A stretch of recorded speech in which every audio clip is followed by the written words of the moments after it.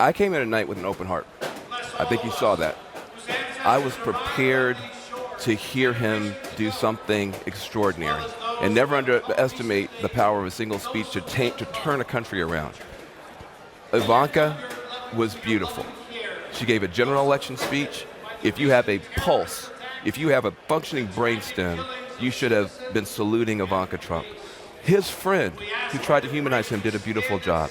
But what Donald Trump did tonight is a disgrace. That was relentlessly, even for Donald Trump, who at least occasionally breaks up the fear-mongering with some jokes, with some asides, some amusement. He had one funny line in an hour and 15 minutes, and the rest of it was just a relentlessly dark speech. He was describing some Mad Max America. I work in some of the toughest neighborhoods and some of the toughest communities in this country, and I don't know what he's talking about when he describes the country he's talking about. And there was some schizophrenic, psychopathic attempt to pull apart the Obama coalition, but from a political point of view, he even botched that.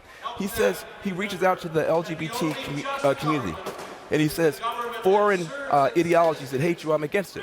But the domestic ideologies that hate you, he's apparently for because they're all in his platform. He says he's going to reach out to African Americans and deal with their economic pain.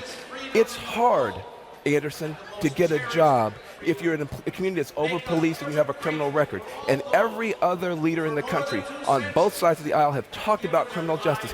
He didn't.